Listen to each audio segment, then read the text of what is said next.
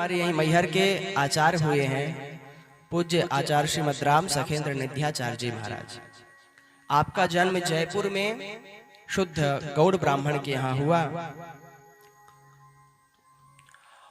गौड़ ब्राह्मण के यहाँ जयपुर में जन्म हुआ, किंतु भगवान श्री राम के प्रति अलग ही इनका प्रेम था। रामलीला होती थी, रामलीला में आप लक्ष्मण का पात्र बनते थे। एक दिन क्या हुआ, असावधानी के कारण किसी कारणवश जो लक्ष्मण जो राम बनते थे, राम इनसे गुस्सा हो गए। राम गुस्सा हो गए तो लखनलाल मतलब आचार्य श्रीमद राम सखेंद्र जी, आपने कहा जब तक भैया हमसे बात नहीं करेंगे तब तक हम भोजन ग्रहण नहीं करेंगे। अब आपके मन की बात कौन समझे, आप तो सखा भाव में हैं, भगवान को अपना भाई मान, अपना मित्र मान रहे हैं। अब भैया सुंदर जंगल में जाकर के बैठे हैं, जंगल में बैठ करके उदास हैं।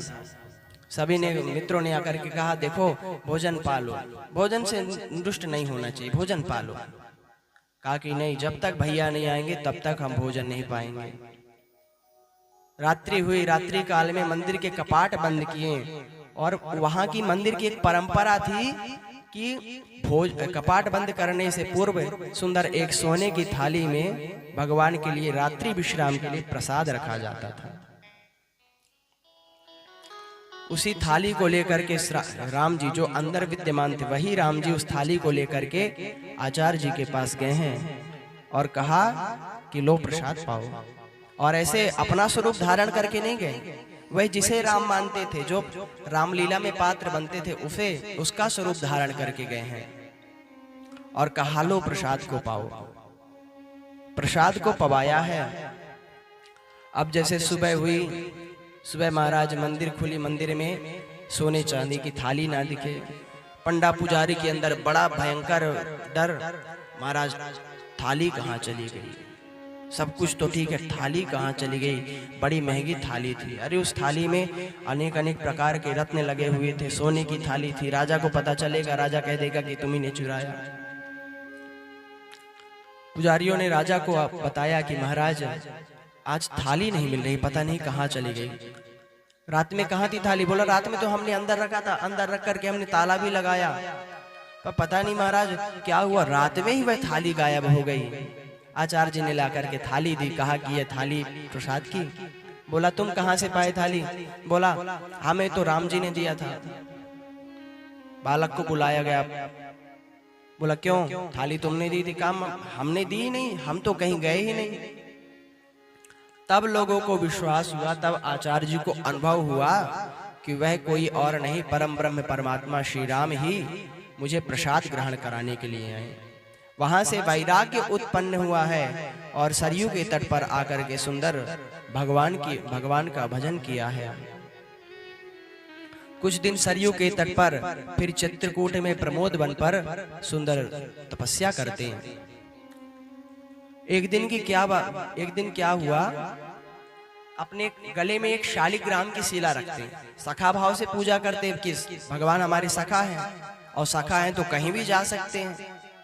मित्र की ही एक ऐसी व्यवस्था होती है, मित्रता ही एक ऐसी चीज होती है जिसमें ना तो धर्म का विचार करना पड़ता, ना ही वाणी का विचार करना पड़ता कि कुछ बोल दूं तो इन्हें दुख ना पहुंचे। भगवान शालिग्राम को अपने कंठ में धारण करके रखते हैं। एक दिन कुएं से जल निकाल रहे थे, कुएं से जल निकालते समय असावधानी के कारण जो शालिग्राम शिला है वह जल में गिर गई। बहुत प्रयास किया, निकालने का बहुत इंतजार किया, किंतु शालिग्राम भगवान नहीं आ रहे हैं। सुंदर राम सखेंद्र जी महाराज ने पद गाया है कि मिले जाना श्री राम प्यारे, मिले जाना श्री राम प्यारे, मिले जाना श्री राम प्यारे। वन प्रमोद में,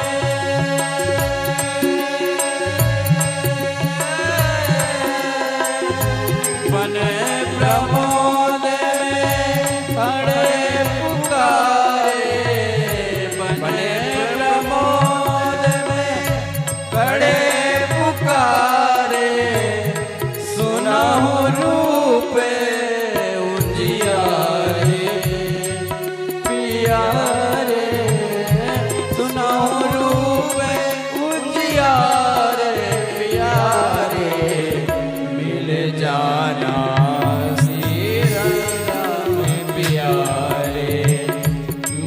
जाना श्री राम प्यारे।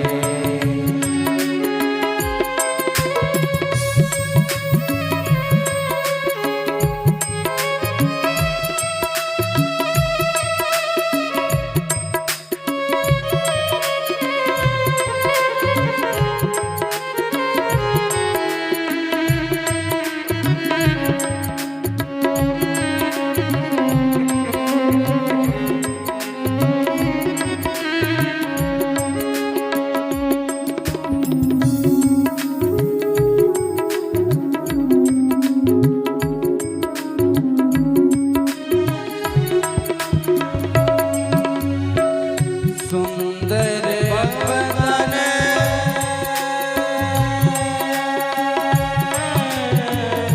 सुंदर बदन कमल दल लोचन सुंदर बदन कमल दल लोचन मोअखियन के तारे मोअखियन के तारे जाना श्री राम प्यारे। मिल जाना श्री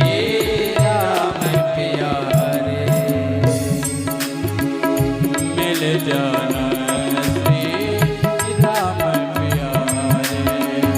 मिल जाना श्री राम प्यारे। इस प्रकार से सुंदर एक पद गाया है। पद से भी नहीं प्रसन्न हुए, तब जाकर के अंतिम में एक दोहा कहा है कि अरे शिकारी निर्दयी करिया नृपति किशोर, क्यों तरसावत दर्श बिना राम सखे चित चोर। कहा अरे शिकारी निर्दयी। देखिए शब्दों को सुनिएगा। अरे शिकारी निर्दयी, कोई भगवान को इस प्रकार से बोल सकता है? नहीं बोल सकता। पर क्यों बोल रहे हैं? क्योंकि यहाँ पे जो निधि है, जो भाव है, वह सखा का है, एक मित्र का है। और मित्र मित्र को चाहे जो भी बोले कोई भी फर्क नहीं पड़ता। तो कहा अरे शिकारी निर्दयी करिया नृपति किशोर, क्यों तरसावत दरस बिन राम सखे चित चोर। जैसे ही इस दोहा को कहा है कि कुएं से शालिग्राम शिला प्रकट होती है। बोले भक्त वत्सल भगवान की। इस प्रकार से भगवान की सख्य रूप में, सखा के रूप में भगवान की भक्ति करनी चाहिए। फिर आगे कहा कि जिस प्रकार से भी आपको